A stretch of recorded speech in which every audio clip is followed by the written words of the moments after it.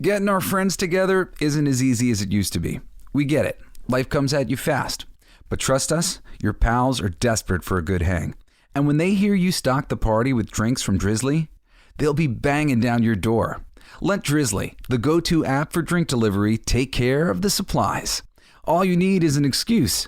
It doesn't even have to be a good one. It's your dog's birthday. The loquats are finally ripe. Whatever. With Drizzly, you can compare prices on a massive selection of beer, wine, and spirits and get them delivered straight to your door, which means you can entice the crew to leave their houses without ever leaving yours. Whatever the occasion, download the Drizzly app or go to drizzly.com. That's DRIZLY.com.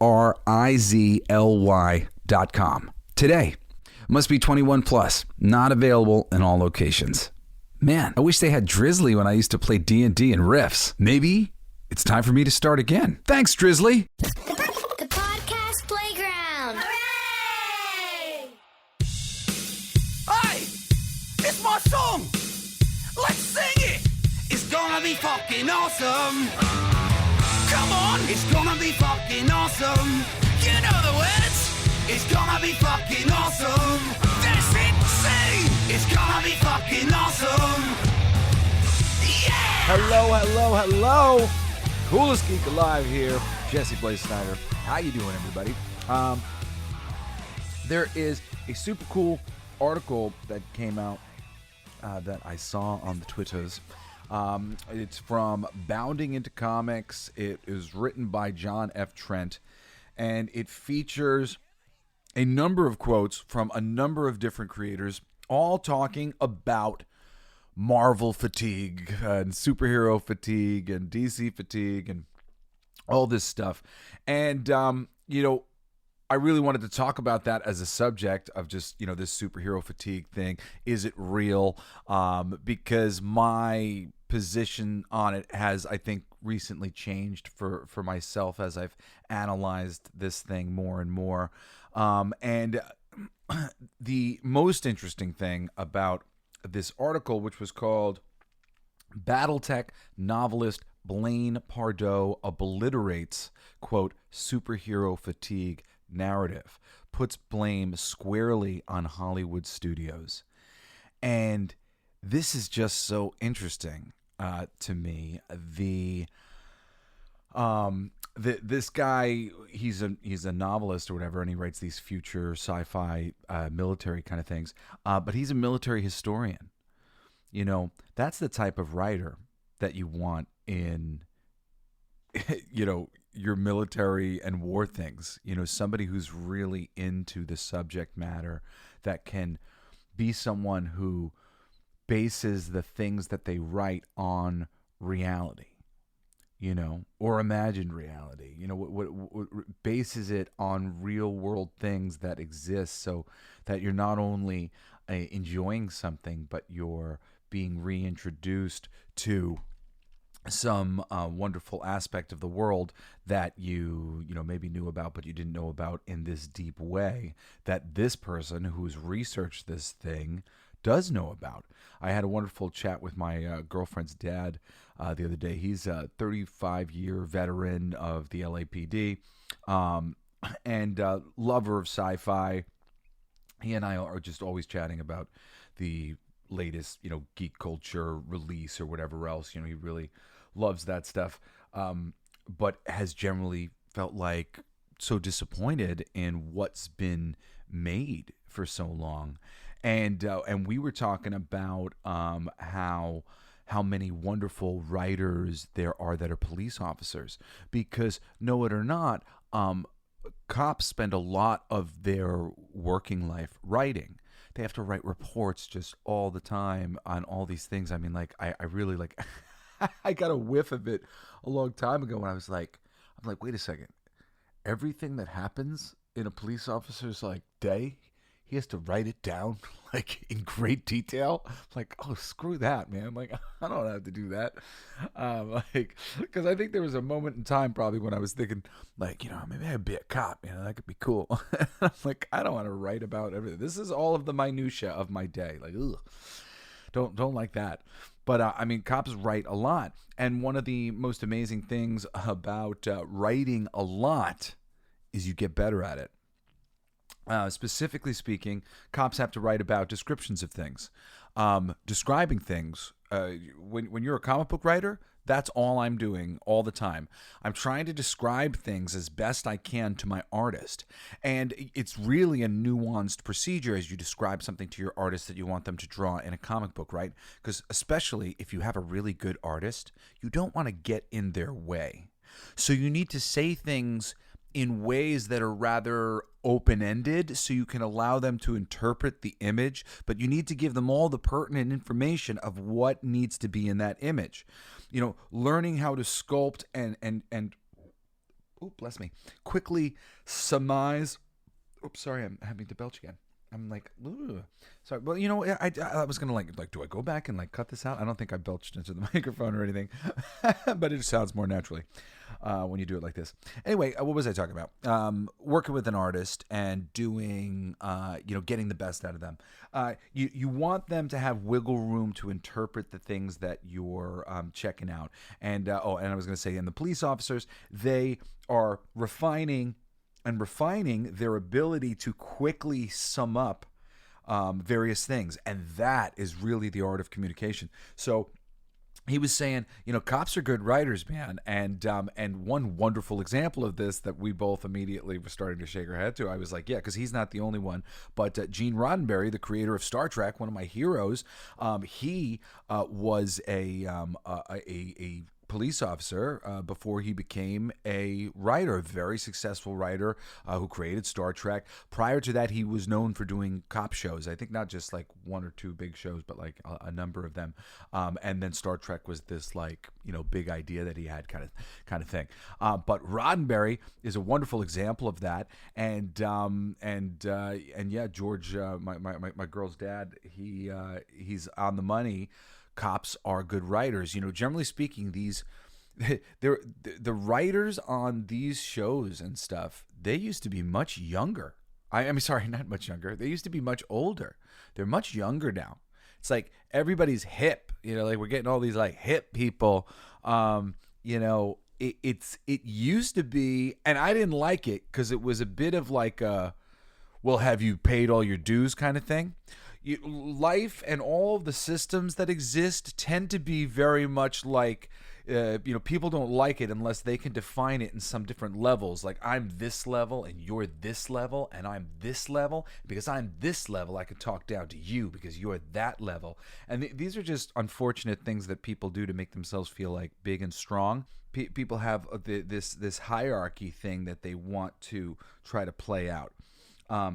And it happens all the time in life. I mean, like the writers' rooms, these head writers, they have a prestigious position. Like think about this. You've got a writer's room and there's 10 or 20 writers in it and there's one head writer, right? One head writer. Maybe there's an assistant to the head writer, right? How many jobs in these writer rooms are for the head writer and how many jobs are available for the writers? Most of the people are just writers, and certain people get into that writer's room head guy position, and then they become like custodians of keeping that thing. Or I should say really gatekeepers of that thing, making sure that other people, only get in the right way. And now you have your upper echelon peers deciding whether or not you deserve to come up through the ranks of life, which is freaking aggravating. And it would hold so many wonderful creative people back. And this was the old system. Now we have a new system where all the young people are being brought up immediately. And the people who are the most aggressive and play the politic game the best are the people who are getting all of the work, and they are not the talented ones. I'm sorry to say, I'm telling you, the people who are really empathetic and cool and spend the longest with their craft, we tend to be shut-ins a little bit. We're a little shy.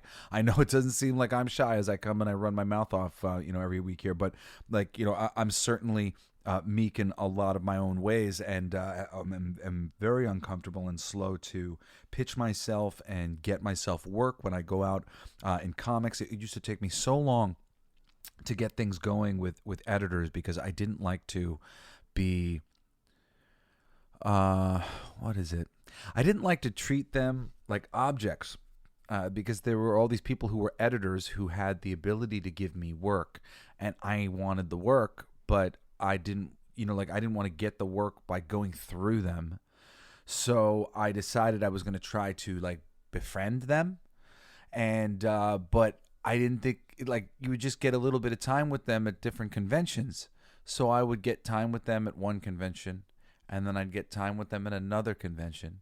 And then at the third convention, if things were still going good, I'd be like, "Hey, can I pitch you something?"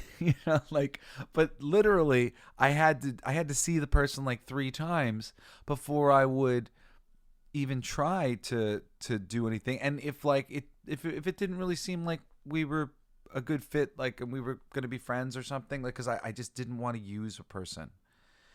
And it's really tough. These are the systems that we go through. But if you're somebody who doesn't mind getting through somebody, and and you think about it more like the way that I do think about it, and I did eventually get better by thinking, I promise I'm going to do the best job for them that I can. And and that's one way to get through doing it, and other people have other ways, and and some people are just really bold. But when you're a creative person, unfortunately, you also have, if you want to be successful, you also have to be super fucking bold and a whole bunch of other things, like good with your money and whatnot, because it's okay to be a creative person, but you also need to be able to like take care of yourself and get yourself work. And the people who get themselves work and take care of themselves the best are the ones who are really bold. Like, it's like talent second to bold. So you got to be bold and talented. That's like, it's really important. I mean, like, if you're not bold, I like, seriously, I've been shy on so many levels. It's been the bane of my career, because I put everything into my art, into my craft, into learning how to be a great writer, learning how to do it good. When I got into voiceover and I realized that I was going to be a voiceover actor, I took classes and really got good at being a voiceover actor, listening to commercials and getting my head around what each individual role required. And by that, I mean the different industries, because I worked as a voiceover actor. I do narration still. I'm the voice of Food Paradise, which has just been on hiatus with the Discovery Warner Brothers merger. Everything's been crazy over there. I do lots of commercials. I've been the voice of Pizza Hut. What is it? Want more taste? Get America's favorite pizza. Pizza Hut, now online. I was the voice of Pizza Hut for like 2 or 3 years. And right after Queen Latifah. Voice of GameStop as well. Pre-order Madden, get good sooner. GameStop, power to the players. I was the voice of Cheetos, baked Cheetos snacks, deliciously crunchy, dangerously cheesy. And I was the voice of, more recently, Kia Motors, which was buying a Kia is one smart move. And then I also did video games, which is like a totally different thing. And I did some animation as a totally different thing. And books on tape, totally different thing. And I learned the craft. That's where I put my time. And you put your time in those places when you're a bit shy and you're not going out all the time. And you've got a steady girlfriend because, you're too uncomfortable to not like have a person, and not like, you're not like just going out all the time looking and dating and doing whatever, you're trying to settle down and you're trying to get good at what you're doing, and you're like when you really get super focused and stuff, it's great. Like, those are the people who you want working for you. But unfortunately, when we get really focused as artists, we forget about all the other things. We forget about, really taking care of our finances, and we forget about doing our taxes, and we forget about, pitching ourselves for work and hustling and going to the places that we need to go to because we've got a little bit of, phobia of crowds and stuff, and we get a little overwhelmed, and we know that we're supposed to charm people and all these things because we need to get work and we want to work. But just because we want to work and we're good and we should work doesn't necessarily mean that we're going to be the most charming, and we're going to those are different qualities than being great at whatever your craft may be. So there's just these additional qualities that people need. And because this changeover between this writer's room driven older people who are like holding the gate, switch over to these young people, it's just been complete shit, because just all of a sudden young people, these young people who are hiring these young people, they don't know how to differentiate between who's the good writers here and who isn't. And they're young people too. They were hired because they want the producers. We want to make sure that we're appealing to the kids. So we want these young people to come in here and to tell us what to do for the children. That's what we want. And now these young people who have no idea if they have good taste, they have no idea if they're going to make the right decisions. And there's high turnover rate in these positions. So these people are always like panicking. They're always hedging their bet. They're being very, very nervous. They end up hiring usually their friends, their drinking buddies, the people they go out with. If you're an editor in comics, like I literally started drinking. I was straight edge until I was 28. 28 years old. I started smoking marijuana, which was very helpful to me because I had anxiety and I didn't know that I did, literally, until I smoked marijuana and I calmed down. And actually, generally, marijuana for me like is a what do you call it? I'm a little bit more normal when I'm on marijuana, like because I'm generally a little hyper, a little anxious. Even though I've gotten better as the years have gone on, and also I started drinking alcohol. And it was suggested to me the marijuana thing while I was starting to drink alcohol was the idea initially. My brothers knew that I had anxiety and they were like, I think marijuana would help you. And it did. And if you have anxiety and you're out there, I really do recommend trying, a little bit of cannabis. It was very, very helpful to me and helped me long term get my inner self more comfortable with itself and help me relax, and I do recommend it. But all of that came about because of alcohol, which was something I was literally doing to help me get more work in comics, because I saw that the drinking buddies were the people who were getting hired by all of these editors who I was trying to court. I'm like, oh, well, like I saw him and they were drinking together and I told him no, and I kind of saw his face drop. He's like, you want it? Can I buy you a beer? And I went, oh, no, I don't drink. And his face went, oh, you don't drink? Maybe you're judging me for drinking. Like, ugh. And I felt that. So like a few too many times of that situation happening, because I wasn't trying to judge anybody. I just was raised not to drink, and I didn't drink, and I don't really like the taste of alcohol, so I would always drink water and stuff. But these little things, they do make people unhappy and prevent people from getting hired sometimes, whatever else. But it's those people who can drink right alongside that editor that's there to work with them and get stuff together. Because generally speaking, these editors are doing a lot more creative thinking than you imagine, whether it's comics or whether you're looking at films, television, books. There's a certain amount of feedback and interfering that'll come from your editors. And I don't mean to say that so disrespectfully, because I have some editors, I work with editors who are wonderful, and there are some editors who can really give you some fabulous feedback.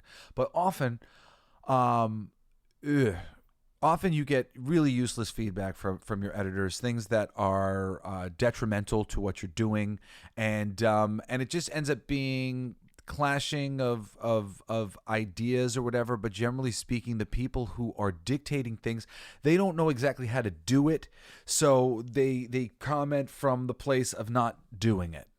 Some of the best editors that I know are writers themselves.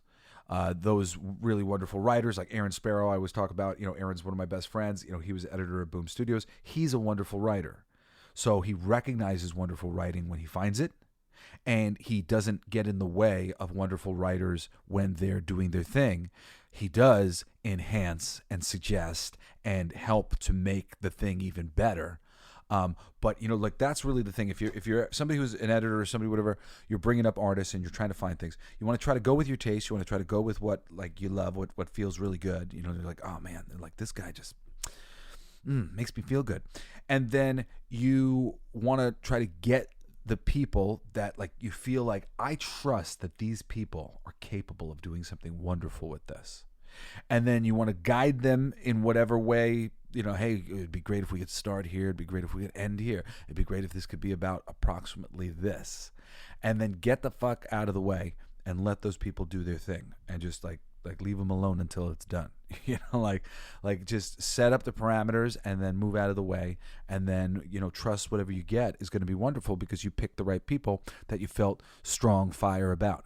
And that's really all there is to it. Try not to overthink it beyond that. I did a wonderful project that is really proof of it. It's called Blacklight District, 6 issues. It's available for free at www.blacklightdistrict.co, because I couldn't afford the M at the time. And you can see the 6 comic books. They're short. They're very short comic books. They're lyric comic books for this music thing that I did. It's a little album that was inspired by comic books. And then we did these 6 different comic books. And there's Jason Pearson and Phil Hester and J.K. Woodward. We've got just incredible creative people on it. And it's beautiful. It's the only thing I've ever worked on in my life that I would call perfect. And it is perfect because I got out of the way. It's crazy. My name's on it, and I'm just getting credit though for this perfect thing because I got out of the way.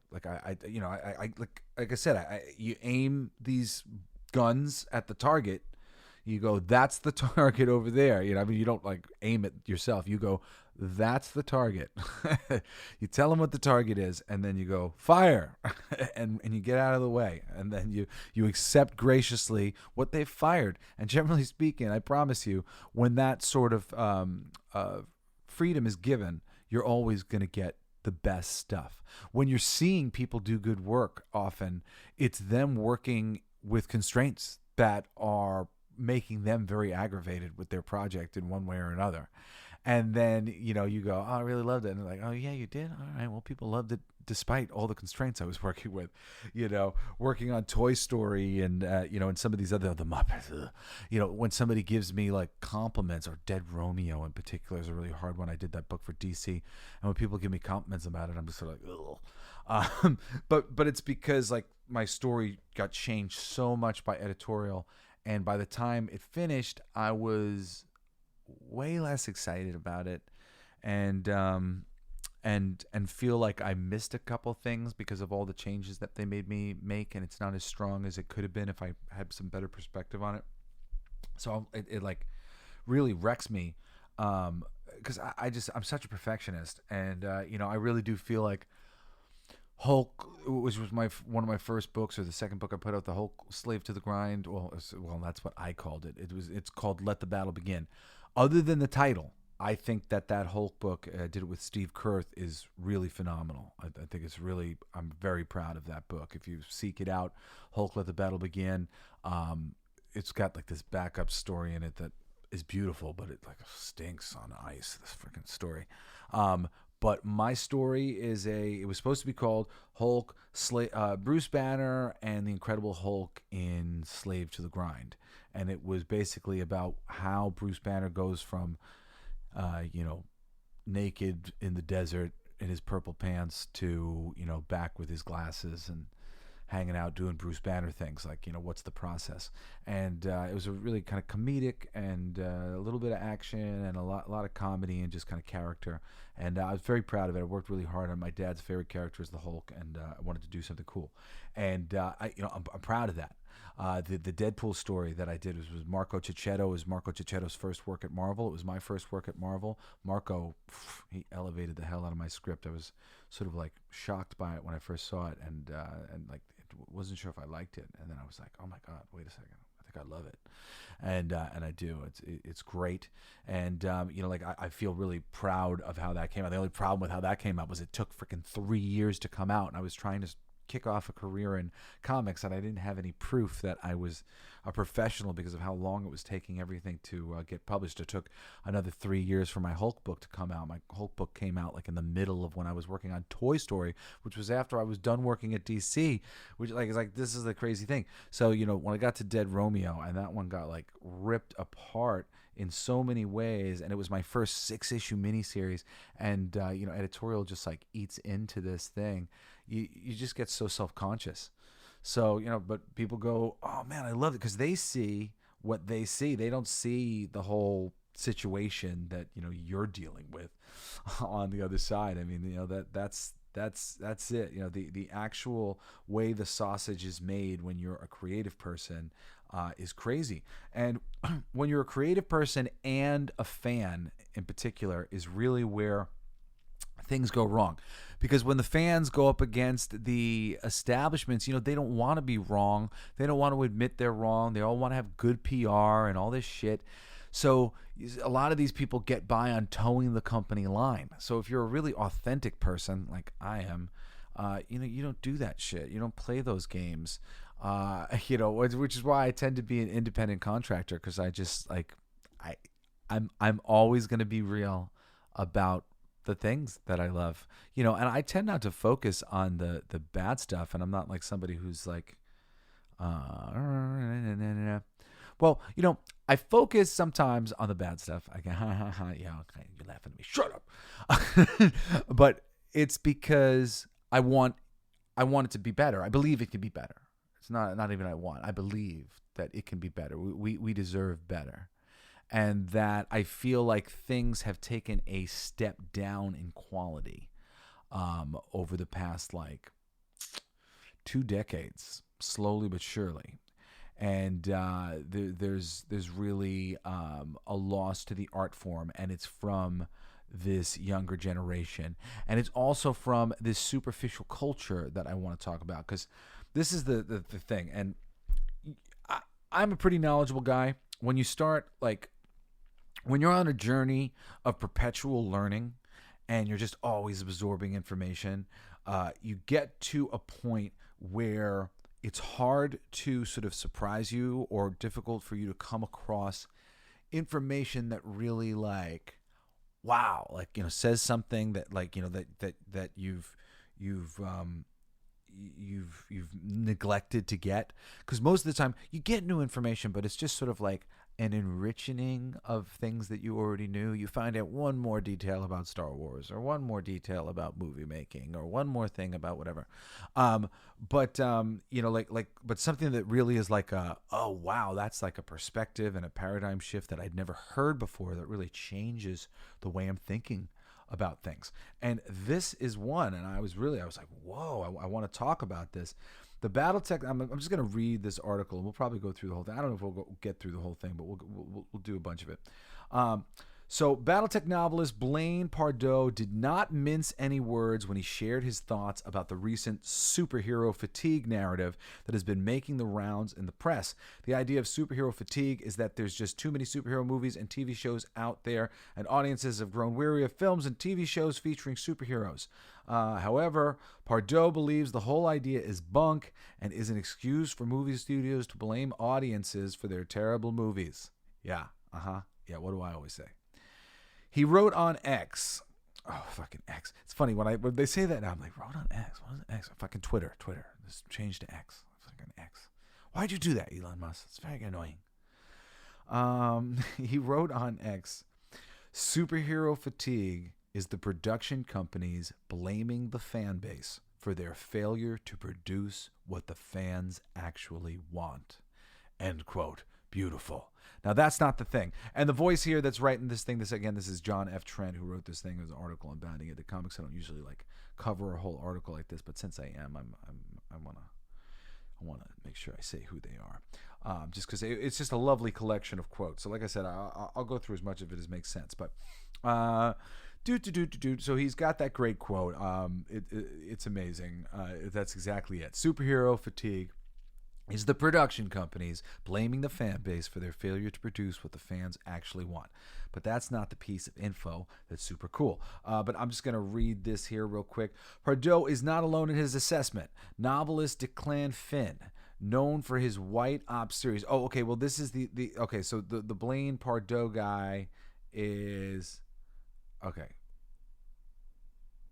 All right. I don't know. I'm going to find the information. Oh, okay. All right. See, I'm fine. I'm realizing this as I'm reading it to you right now. It looks like there's actually 2 different people who are, sort of being talked about here. And the one that I was talking about is the Pardoe, but it's actually novelist Declan Finn.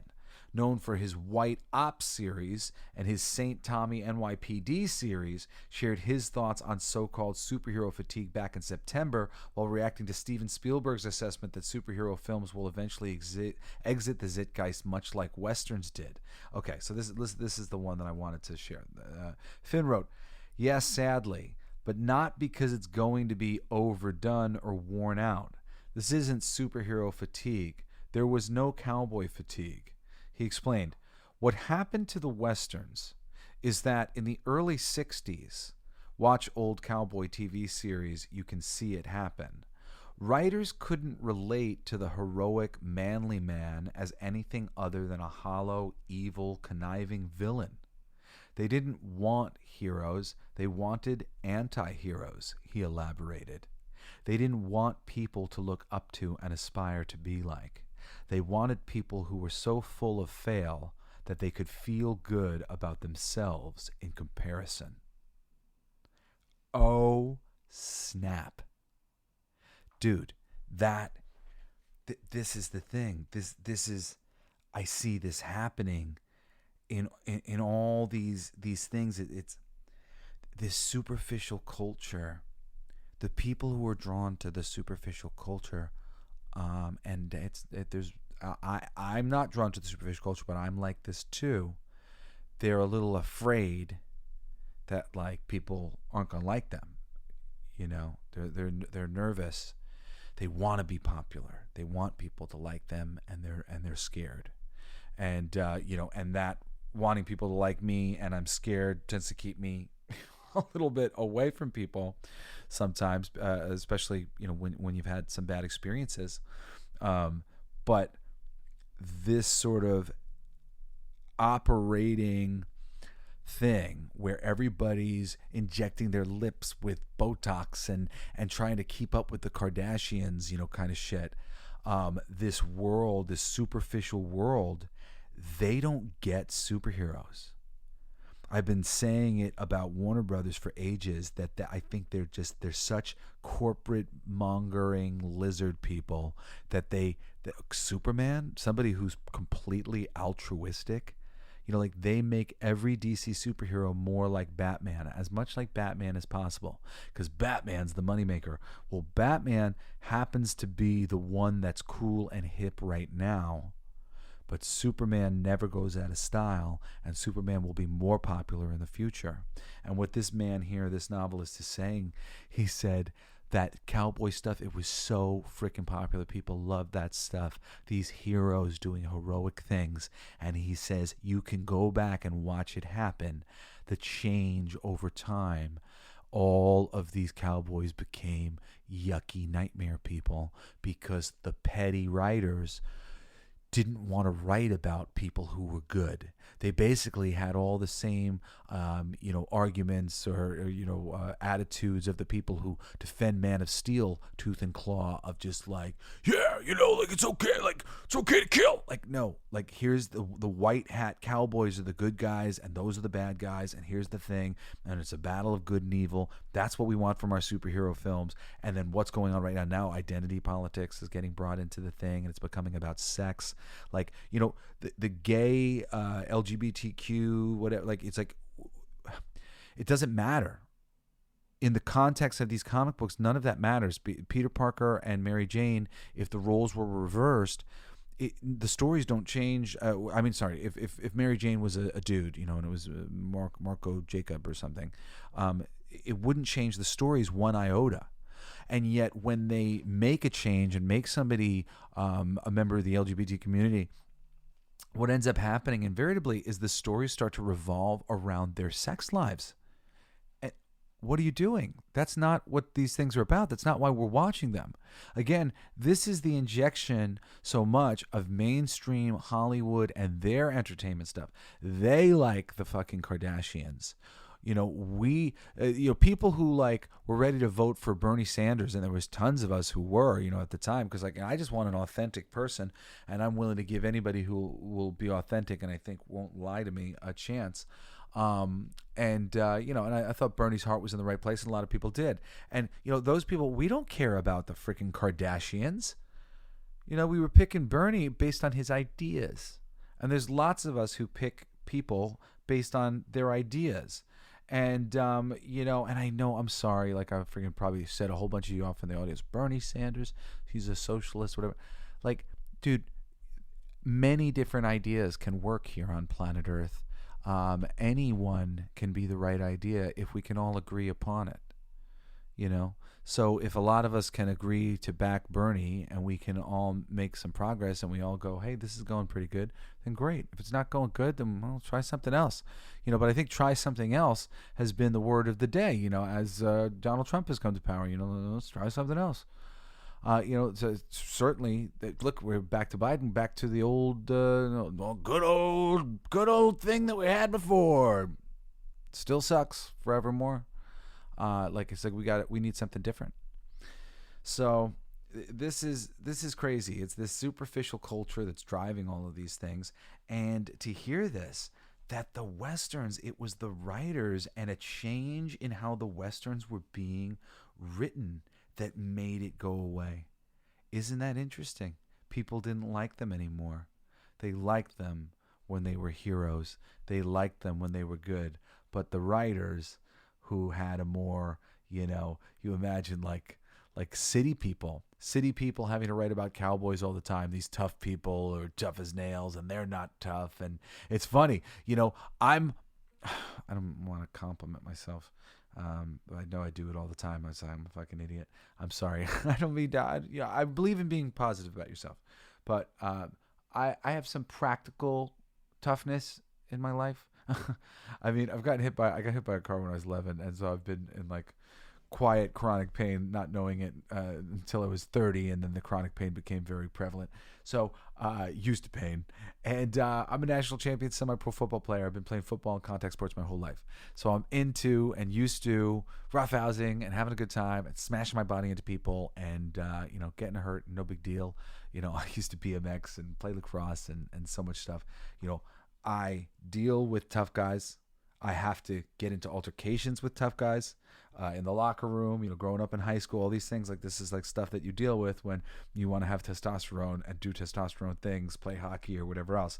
So I've been in these situations and I've had to think about these situations and wrap my head around these things. So when I have to write a fight, it's not like impossible to do so. And I'm not going to throw this writer under the bus, but I'll say there was a series that was done, and it was by a major name that I could name, and you'd be like, oh yeah, they're great. And they are great. Generally, they're great.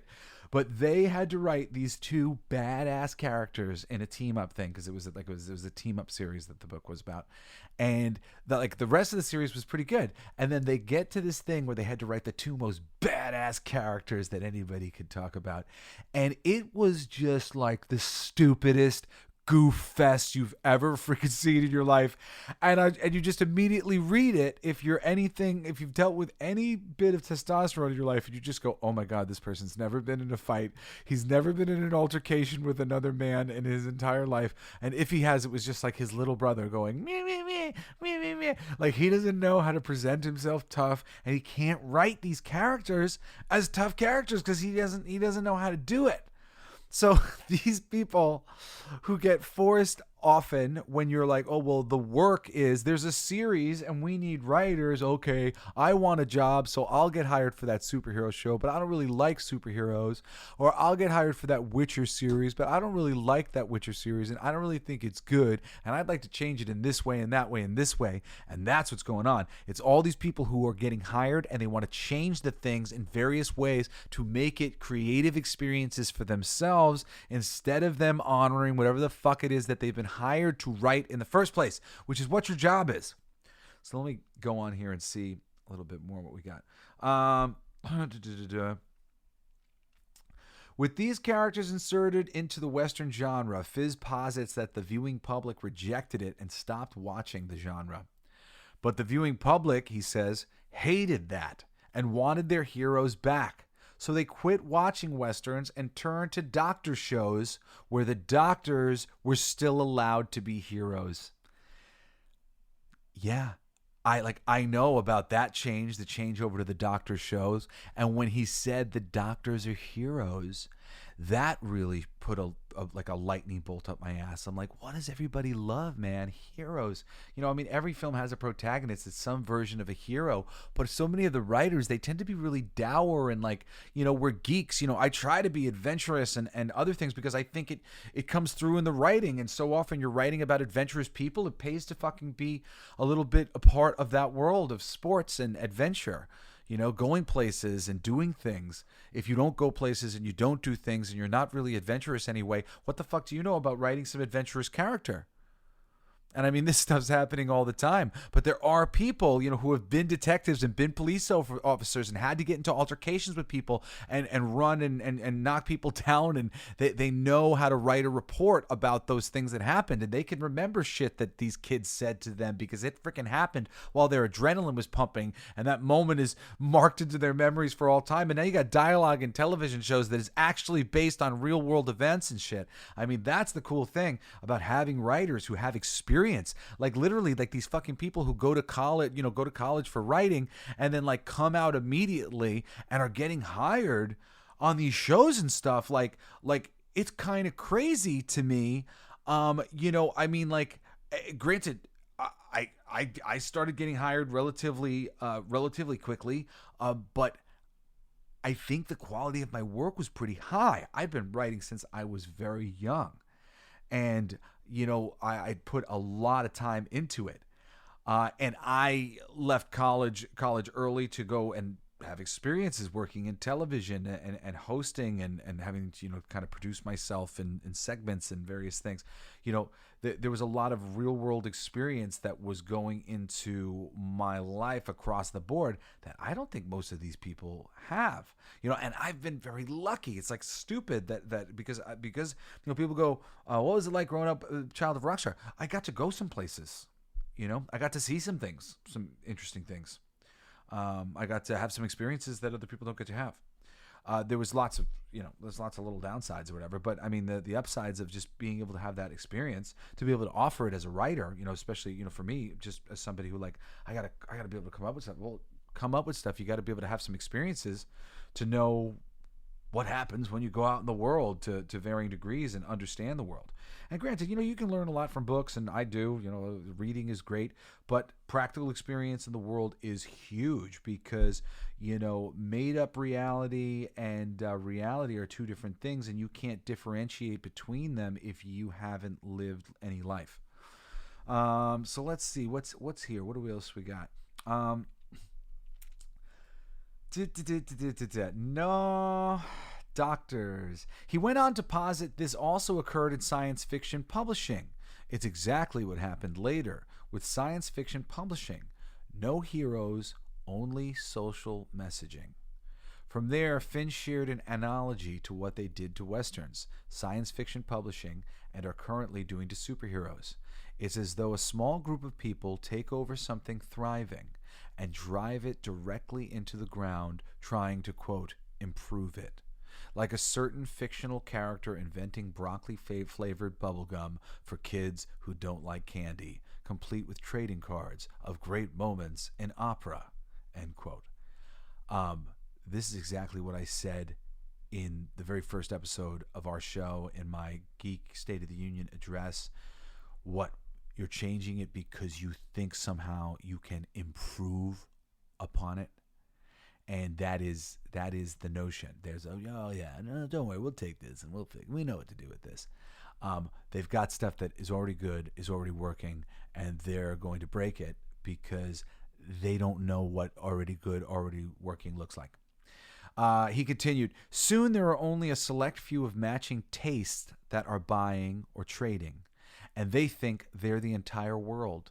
They vote best opera trading card of the year amongst their tiny number, and are very thrilled with each other. Finn then declared, we're not seeing superhero fatigue, we're seeing Brie Larson and crap writing, but I repeat myself all year long. So, dude, like, what he just said there is the group that is the noisiest becomes the matching taste makers who set up award shows and keep honoring and touting and set up Twitter accounts and loudly voicing their minority opinion. and steer the ship away from the center where everybody's happy. Like that's like nobody's going, hey man, get all these gays out of the comics. Nobody's saying that at all. Everybody's going, okay, cool. Can we handle this in a better way? Instead of turning characters that we've gotten to know very deeply for very long periods of time, especially a character like Adam Scott Green Lantern, or who is it in Marvel that they made gay? Oh, Iceman. I'm like, that character's been around a long time. Both of them. The other one's a father of two. His son's gay. Alan Scott's son is gay. Obsidian. And he's got a daughter, Jade.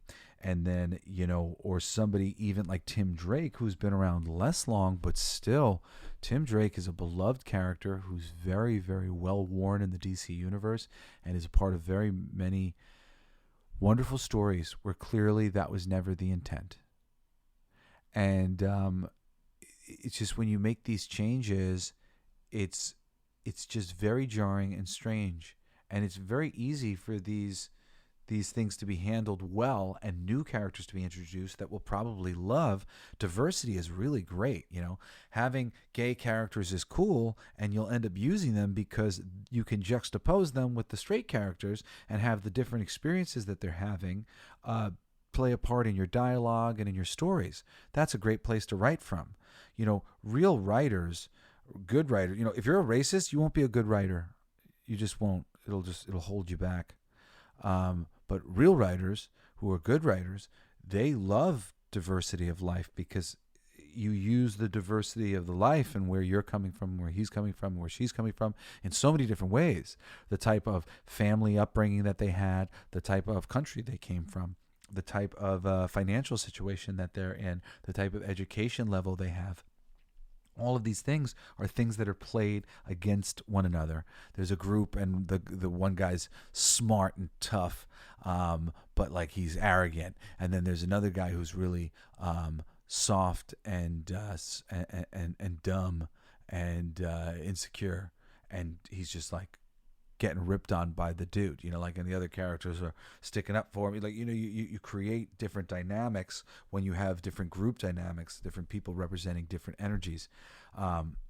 This is what makes the world go round. At the same time, used in this fashion here, as these matching taste people come together and they claim success in the minority vote of how great things are going while the whole building is burning down around them. It's really crazy. I mean, this is exactly what's going on. This is exactly what I've been saying. And he summed it up so well. Soon there are only a select few of matching tastes that are buying or trading, and they think they're the entire world. They vote best opera trading card of the year amongst them, their tiny number, and are very thrilled with each other. And that's in reference to he was saying they do broccoli flavored bubblegum complete with trading cards of great moments in opera.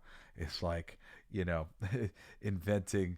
It's just such a great analogy across the board of how people who like to put their nose up, people like to be first. You ever see it with music?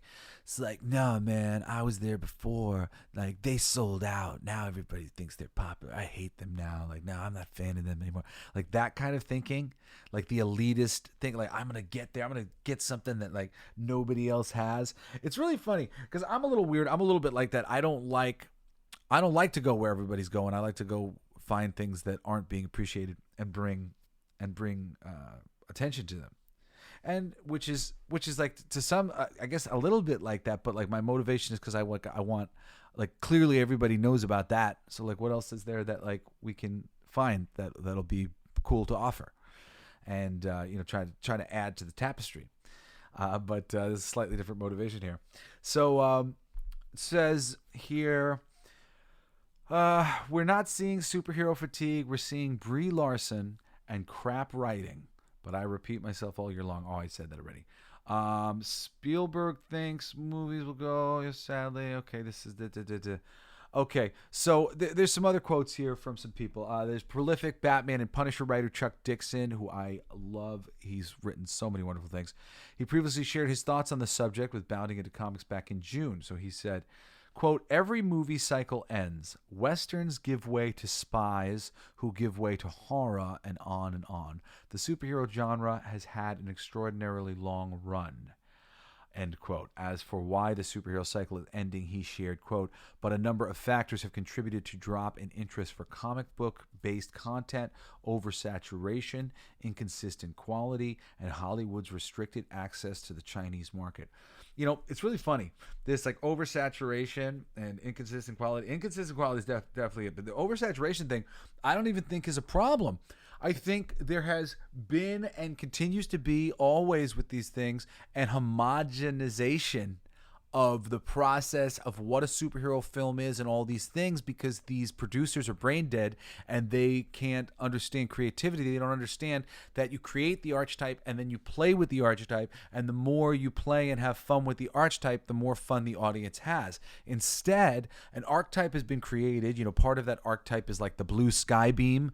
You know, everybody talks about, oh, we got a blue sky beam in the movie. Well, the blue sky beam happens all the time. Why does it happen? Because the producers recognize that as the thing. You know, or if they see an opportunity, they're like, "Oh, get in one of those things because that looks like the thing." They're really masquerading. They're trying to do the thing. They're trying to offer us that thing that we want, but they don't really know what it is or how to get it. And so when they see success happen somewhere, they pick at the wrong things for why it's successful. Usually very superficial things like, "Oh, look, a blue sky beam. Maybe that's why this is successful. Oh, look, they're fighting an army of faceless things, so they get to do lots of action. Maybe this is why this is successful."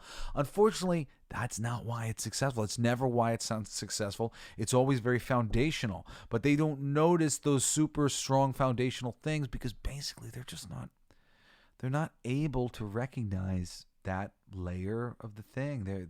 They're not built to see the architecture in creativity and how wonderful things are built. And a lot of foresight has to go into things, similar to how you do the good creative stuff where like, you got to make sure that doors are left open instead of being shut. And so often, these silly, willy-nilly decisions are made at these superhero films and TV shows. Like literally, it'll just be some throwaway thing at the end of a movie where they could have said the line in any other way, but what they suggests this, and that's, no, don't do that. That's a very bad idea. But they're like, aha, isn't it dramatic? Like, no, it's a bad idea. There's good ideas and there's bad ideas. And they don't necessarily know bad ideas when it comes to shock. And they'll be like, oh, remember, people thought that was so shocking. Well, people thought it was so shocking because they were invested in some way, because things were set up in something. Like, you don't just do things because it's shocking. Like, if you have a show where it's like, we did something shocking and people liked it, often more shocking things will follow, and they will not be so shocking. They'll just be sort of like aggravating because they're not based on like the wonderful plot stuff and setup and like built to. It's just like, oh, we got to do something shocking. So it'll be like swerve, shocking, isn't it? No, you just killed one of my favorite characters for no reason. What the hell? Like that kind of thing. Let's see. As for why... Oh, wait a second. Oh, oversaturation, inconsistent quality, and Hollywood's restricted access to the Chinese market. I don't know exactly what he means by that. Hollywood's restricted access to the Chinese market. I will say that the whole thing with the motivations with the Chinese market, it's really terrible. They're a communist regime, and they do some really heinous stuff to their people over there. I disapprove. Nix, you Chinese government, and not cool, man. Not cool. You won't let Tibet be a sovereign place. There's a lot of weird shit that goes on.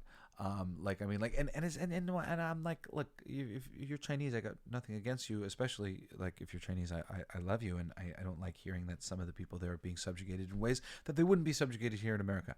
I wish for people to have freedom all over the world. And but if you're in the government that's oppressing them, bad, and they would censor this. Disney has done multiple things to censor themselves with regards to China. When they send posters over there, they cover up the black people. on the Black Panther poster, on the Star Wars Force Awakens poster. They did it with Finn and Black Panther. And there's more. Just to name a few, there's other ways in which they've disguised color and ethnicity by shading things a certain way for posters in China in particular and other places. They're a company trying to make money.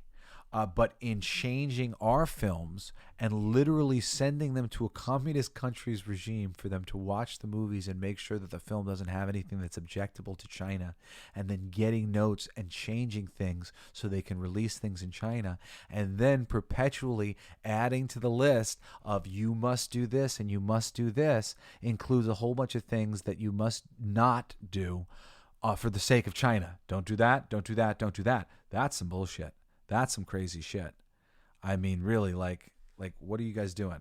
It's like you can't throw away American ideals of freedom and give ourselves over to censorship by the Chinese government so you can get extra money for the movies in China. I mean, seriously, just like it's ridiculous. Next, Dixon pointed to the mismanagement of the most prominent superhero universes by both Warner Brothers and Disney. Both Disney and Warner are to blame as well. Marvel fans had to put up with a steady assault of woke content, an overbearing amount of comedy included in material. Yes, an overbearing amount of comedy included in material. Something that really just drowns your stakes, man. Really ruins it.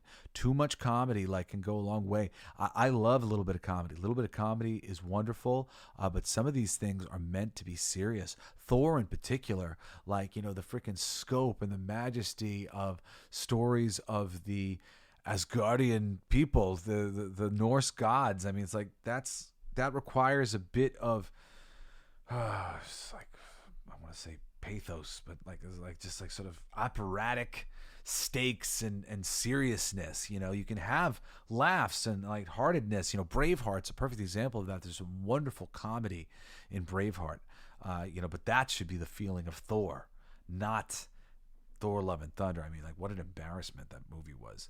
I mean, really, Taika Waititi, dude, I love you, man. You really make some wonderful things, but your desire to antagonize the people who you think are what's wrong with the world in the populace by waving certain blatant political stances, you're just really misrepresenting and misunderstanding so much of the audience that you're doing that to, and you're misunderstanding their relationship with the material, their relationship with you through the work, and you're just really making audiences unhappy with you. You've turned yourself into a divisive figure when you used to be a really people were all behind you. And they could be again, but you keep doubling down on that antagonizing of fans and not recognizing what was really being said to you about what was going on. And you're so capable of giving the audience what they would have liked to see, and the audience deserves to have it. And we don't deserve to be antagonized for no good reason and get fucking weird Thor in a gay relationship with his hammer. That is nothing that's ever happened in the comics. I tried to enjoy it as best as I could, but I mean, it's really ugh, it's just so stupid. No. Let's see. Next, Dixon pointed to the mismanagement of superheroes universes at Warner and DC. Both Disney and Warner are to blame as well. Marvel fans had to put up with a steady assault of woke content, an overbearing amount of comedy included in material, a general decline in the quality of effects. Yeah, that's another thing. And most damaging, a deliberate departure from the source material at every opportunity. Yes, that was a big thing too. It seemed let's just depart from the source material because it's easier that way. And that was a major fucking problem. Don't you depart from the source material because it's easier that way. The source material is what I'm interested in. What are you fucking doing? It's crazy. Quote, DC screwed the pooch by constantly rebooting their franchises with new auteurs and casts. In addition, they diluted their brand with multiple different and conflicting continuities spread across TV and features. He asserted, which Batman is real? who is the authorized Superman? Yeah, no, I definitely think so. You know, and that TV stuff, like the level of acting and quality of the television programs. My daughter loves the Supergirl one and Arrow thing, and I enjoy Arrow, and I've seen some of that stuff. But in general, I don't appreciate the quality. I don't like the quality of the acting, and it's really kind of just like all feels like small and cutesy and soap opera-y. I feel like I'm freaking watching Archie comics or something. I feel like that's superheroes for people who are more into what would be considered like female entertainment, like what do you call it, like soap operas and Archie comics, stuff like that. Like, you know, people who aren't into action oriented stuff, more soap opera leaning stuff. And granted, there's some action and whatnot, but it's definitely a little bit more halfsies with that soap opera thing to appeal to, like, I don't know, like a teen girl and boy audience, I guess, is the hope that they're going for there. I don't know, but I can't stand those shows. And honestly, like, as they mix in the crisis and there's an appearance from this person and this person, like, it does kind of create this small world where it's all contained together, and they haven't exactly gotten the big tentpole shit right with Superman and other things. So I mean, the conflicting continuities, I really think, and I'm not sure because, well, I guess I'm sure enough after freaking Blue Beetle and everything else. We'll see with Aquaman. That'll be really the thing if DC is like really like dead and people are confused. But yeah, I mean, I definitely think they are beginning at the very least to confuse their audience, and I think Marvel's probably going to do the same thing, whatever it is, when they like start to make this change, whether they recast Captain America or any of this shit they're going to try to pull. It's gonna be a maneuver. They better really nail it, or it's the audience is not gonna freaking make the turn. Pointing. Oh, who is the authorized Superman? Which Batman's wrong? Okay, pointing to the most recent The Flash film, Dixon said, quote, "And they damned themselves with this latest Flash flick by leaning into the multiverse nonsense in order to cram as many cameos into this failed project as possible." Yeah, you know, they did have a bunch of cameos, and they did definitely lean into this thing in a way that was just kind of silly. But you know, I mean, yeah, I mean, they could go any way. They could really go any way. It just definitely is that the whole multiverse thing is just, it does make things confused. But maybe they can streamline it from here. Dixon then rhetorically asked, quote, "Is it any wonder even dedicated fans are staying home and tuning out?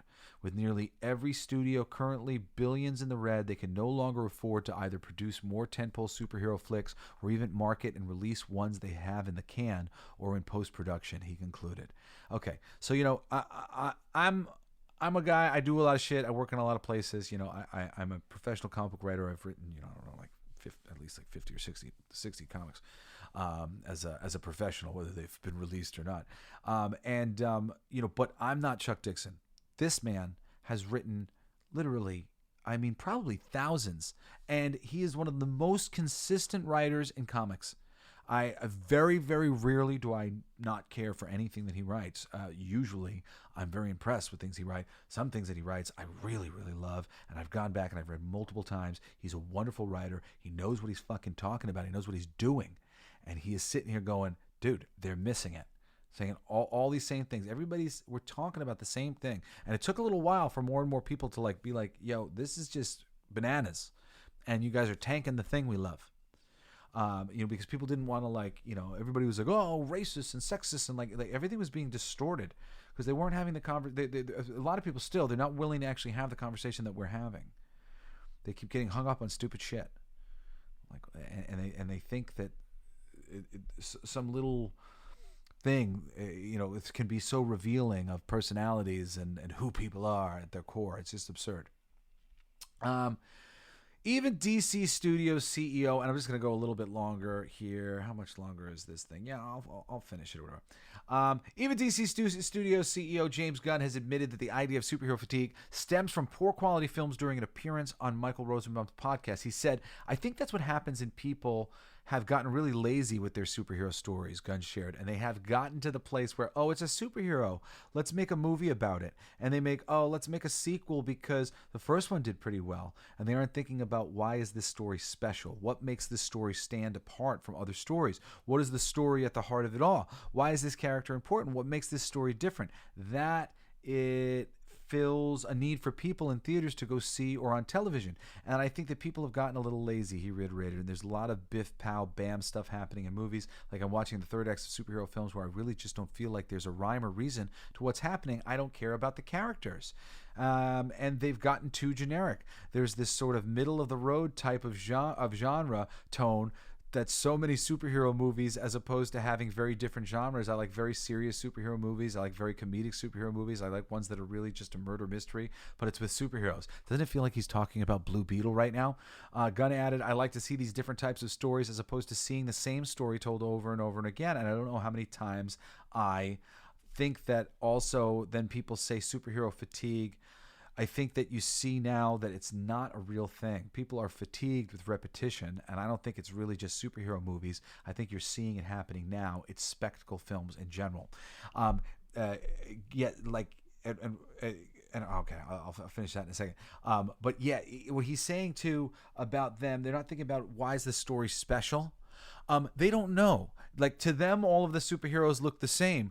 They're not following the stories. They don't understand why a character is around. They don't understand that Carol Danvers is around because she was essentially sidekick to Marvel when he was popular, and she got upgraded along the way because there was love for her appearances in the Avengers, and she became a character that people were interested in, and they thought that they could do something with her. And they've written some decent stories with her in the comics, better than the stuff that they've put on film anyway.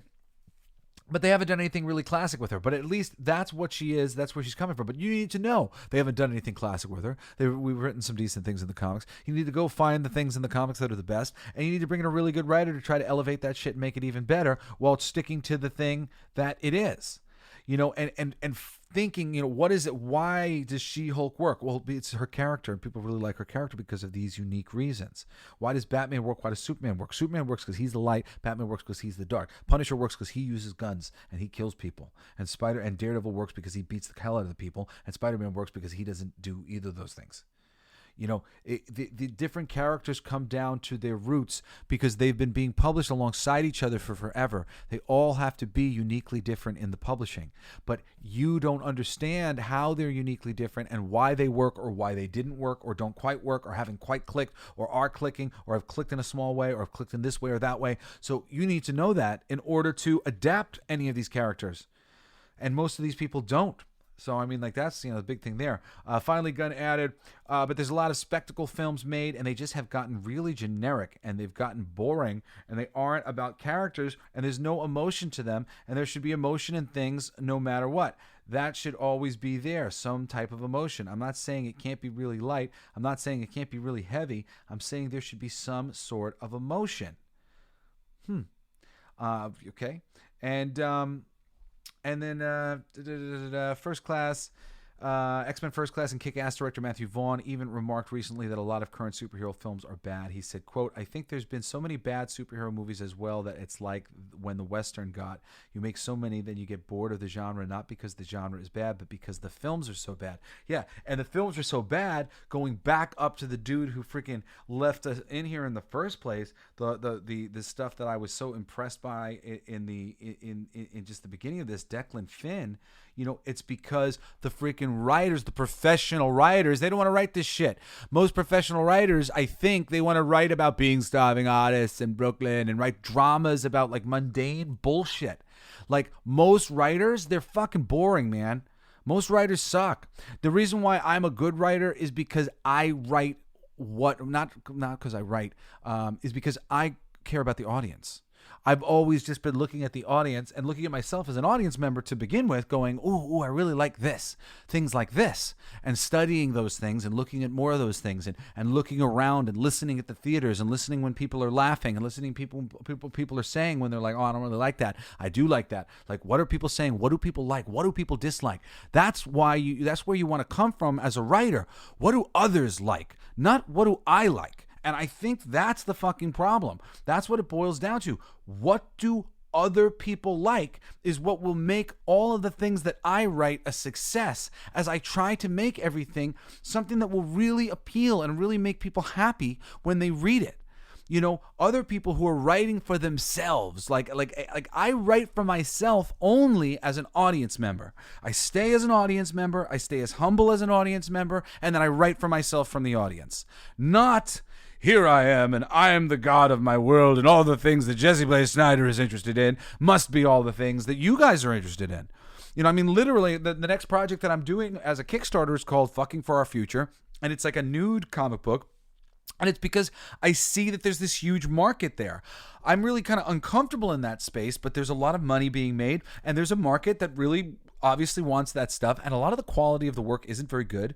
And I started to think, you know what? I could do a really quality thing here, and I could satisfy this audience, and they would be very happy.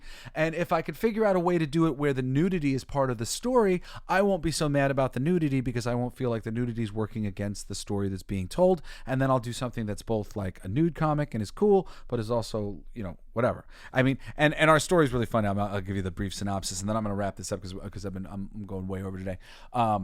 Was just basically 1,000 years ago on this planet Glon, the men and women went separate ways, and the men messed with their genetics and become like these Bigfoot creatures with giant penises because they basically turned penis envy into a thing of the past. Every generation of their Bigfoot children will have a penis slightly larger than the generation of the past, so there's no penis envy. It's always getting larger. So now some of the Bigfoot's penises have gotten like so large, what they call the three-legged men, so large that they have to like go to the ocean because they can't drag them around on land anymore.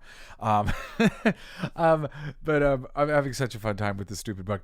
And the women, they've got robots, and they're like these little petite ladies living up in like Eden and in the beautiful place that's just perfect and everything's good.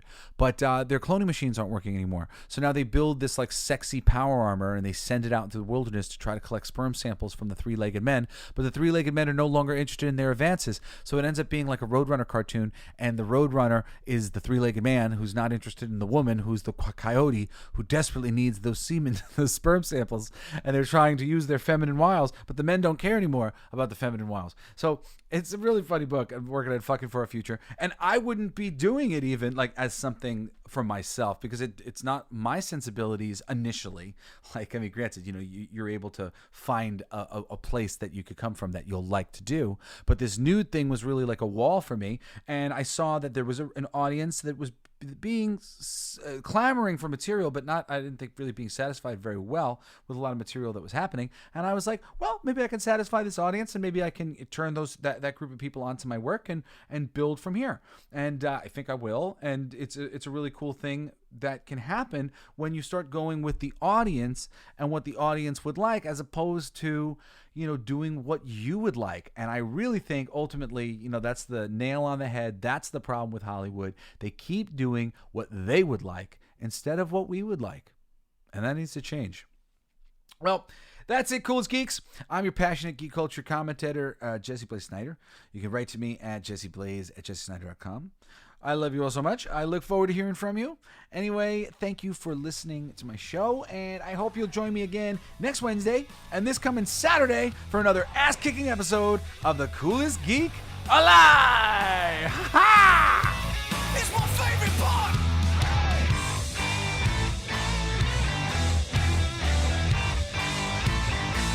Isn't that heavy?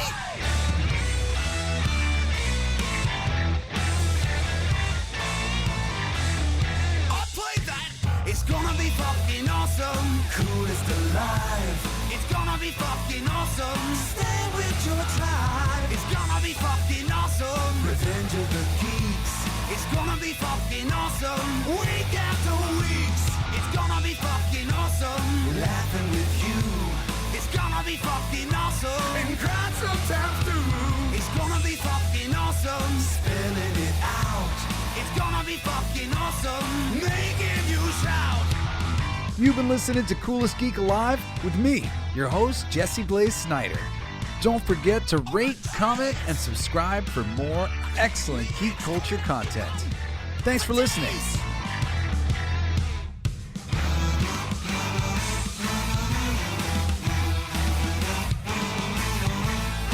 You like that? It's a kazoo solo.